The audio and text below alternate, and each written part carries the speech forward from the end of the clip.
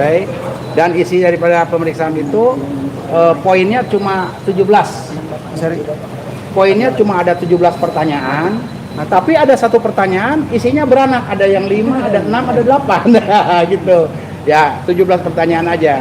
Tapi alhamdulillah dari pertanyaan tersebut beliau tadi menjawabnya dengan lugas, dengan tenang, sesuai dengan apa yang ditanyakan kita jelaskan. Yang benar itu tetap benar, ya. Jadi kebenaran itu tetap di atas segalanya, tidak bisa kita dibohongi apapun juga. Kecuali kalau kebohongan itu pasti akan sulit untuk dipertanggungjawabkan, ngejelimet, ya. Dan alhamdulillah beliau senior saya, bapak saya ada di sebelah kiri, dan beliau mungkin nanti akan menjelaskan. Jangan banyak-banyak pertanyaan, ya, karena beliau juga capek. Berapa jam kita ada di kursi dalam sana, ya. Nah, beliau ada di sini, ya, mungkin nanti saya tambahkan di penutup. Saya persilahkan Bapak, monggo, silakan Pak. Ya, jadi yang pertama, rekan-rekan sekalian, siapapun kita ini manusia. Manusia mau pangkat apapun pasti ada kelemahan atau kelebihan. Jadi terutama saat menjabat, ya. Tapi kadang-kadang ada kealpaan dan sebagainya, tapi kesengajaan tidak ada. Apa yang saya berikan jawaban tadi, pertama yang kaitan dengan masalah hibah tanah di Sepolwan kepada Pemda DKI, dan itu memang tidak disentuh sama sekali karena itu sudah proses sesuai dengan ketentuan yang ada.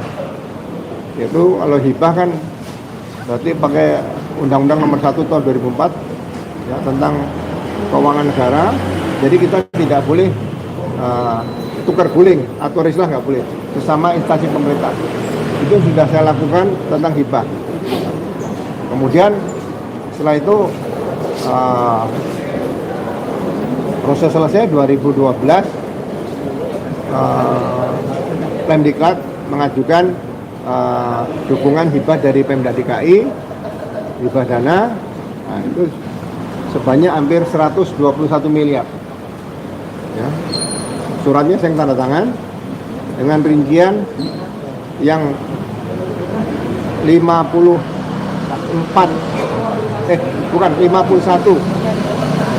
54 miliar, ya, itu untuk pembangunan sarana prasarana di Sespim Polri, ya, di Lembang. Kemudian yang kedua, yang 44 miliar itu untuk pembangunan perbaikan sarana prasarana fasilitas pendidikan di Sepolwan dan Lemdiklat.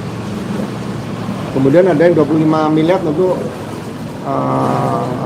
pembelian tanah untuk perluasan aset barang milik negara, tanah di Sespim Polri. Jadi tidak ada rencana pembangunan permanen di Sespim Polri. Ya.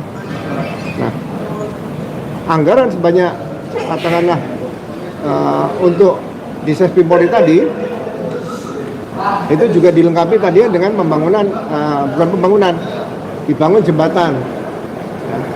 Kalau jembatan itu tidak, menurut saya waktu itu bukan bangunan permanen seperti gedung, bukan. Karena daerah situ kemungkinan kan daerah gempa dan sebagainya. Jadi risiko korban jiwa itu kalau gedung kan cukup tinggi sana. Itu tidak kita lakukan. Kemudian yang sisanya juga dengan Sepolwan itu juga tidak ditanyakan. Kemudian masalah pengadaan tanah. Pengadaan tanah ini ada usulan waktu itu dari Kasesbim Polri untuk meluaskan aset tanah Sespim Polri. Kasesbimnya sudah meninggal dunia, Pak Surmana Yudhistia. Tanah yang nempel di Sespim Polri. Jadi untuk perluasan sebanyak 5 hektar lah. Kalau 5 di perkiraan mereka waktu itu kurang lebih baru perkiraan kurang 500.000 ya. Kalau 500.000 kali 5 hektar kurang lebih 25 M. Ya. Nah, kemudian tanah yang akan dijual kepada Polri atau Sesmin tadi itu peruntukannya memang untuk pendidikan, tidak bisa dipakai untuk pengembangan untuk sarana-sarana prasarana lain, nggak bisa. Jadi banyak pondok pesantren juga akan mengambil tanah situ. Akhirnya kita ambil tanah itu, dibeli melalui panitia pengadaan tanah tersebut. Ya. Surat perintah panitia yang tanda tangan saya, tapi personil terdiri dari personil dari logistik Polri waktu itu. Ada Pak almarhum, nggak salah sekarang, Dirjen Pol, ya mohon maaf kalau belum almarhum ya, Panjang Yuswanto ya. Kemudian ada yang lain saya nggak hafal, ada satu Kombes, satu AKBP, atau 2 AKBP, ada yang PNS juga ada ya. Proses berjalan, akhirnya dari 25 miliar tadi yang tadinya kita hanya diperkirakan mendapatkan 5 hektar dengan pembicaraan antara panitia pengadaan tanah tadi ya, dengan pemilik tanah, hanya kesepakatan mendapat tanah seluas 6,3 hektar. Jadi ada kelebihan tanah 1,3 hektar dari 5 hektar tadi. Nah itu sudah dibayar semua, udah lunas, selesai ya. Jadi tidak ada satupun uang yang keluar kemanapun ya, baik ke saya maupun ke yang lain yang saya tahu selama ini ya. Nah, setelah proses selesai, saya katakan bahwa pemilik tanah datang kepada saya, Pak, kami akan berterima kasih memberikan uang 1 miliar kepada Pak Ugro. Saya tolak ya, karena saya belajar dari para pemimpin-pemimpin saya sebelumnya lah, Kapolri, Kapolda, Kapolres, itu saya belajar dari beliau-beliau. Tidak boleh menerima uang apapun dari masyarakat. Bukan saya munafik ya. Berkaitan pekerjaan gitu, pekerjaan Polri, kita jangan terima uang dari masyarakat. Nah, kemudian saya mau diberikan tanah juga 1000 meter, saya tolak juga. Karena saya tidak ingin pensiun di Lembang. Ya. Dan berarti kalau tanah itu di luar Lembang saya mau enggak. Kalau tanah diberi, tanah itu menurut saya sama Allah lah gitu aja. Ya. Nah, tanah 1000 meter saya tolak. Akhirnya oleh pemilik tanah tadi diberikan kepada Polri. Jadi mungkin tambahan 1,3 hektar tadi, salah satu 1000-nya adalah pemberian dari pemilik tanah tadi. Nah, proses ini sudah selesai, ya kan? Ya, yang saya sangat sayangkan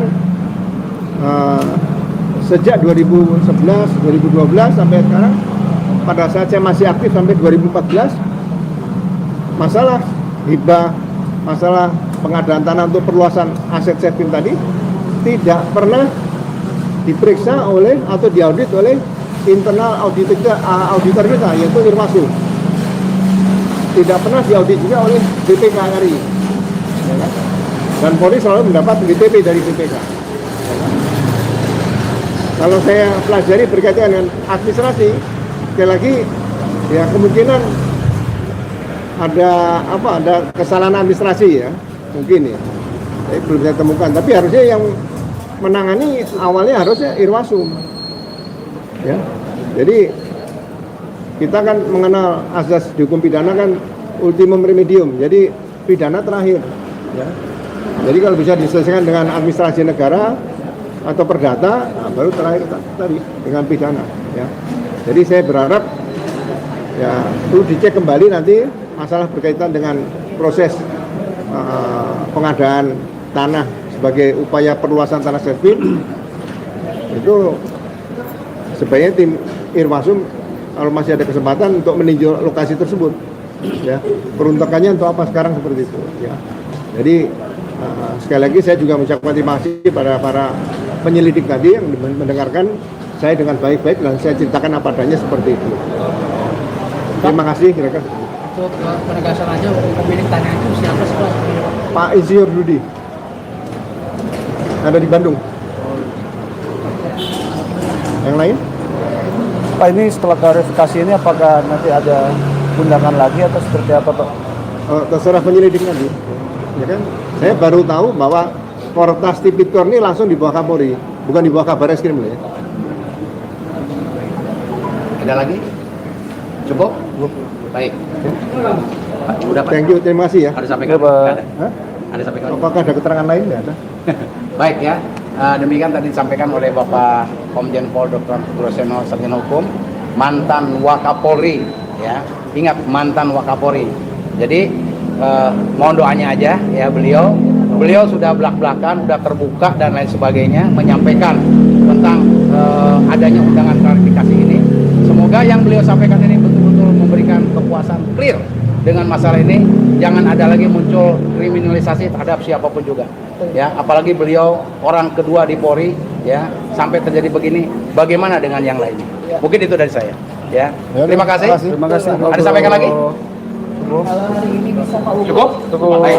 Terima kasih. Assalamualaikum warahmatullahi wabarakatuh. Pak, tadi menyambut Bapak merasa diskriminasi terkait hal ini. Ya, Pak? Merasa diskriminalisasi. Enggak lah, biasa aja kan ini klarifikasi. Undangan. Kalau sebelumnya orang bilang kriminalisasi mungkin perasaan. Nah sekarang perasaan terjawab, ya mereka sangat familiar, sangat baik sama saya. Oke. Jadi komunikasinya di dalam. Oh lancar baik, harmonis lah. Terima kasih Pak Bro. Sama-sama, terima kasih. Sampai ketemu lagi. Sampai ketemu Pak.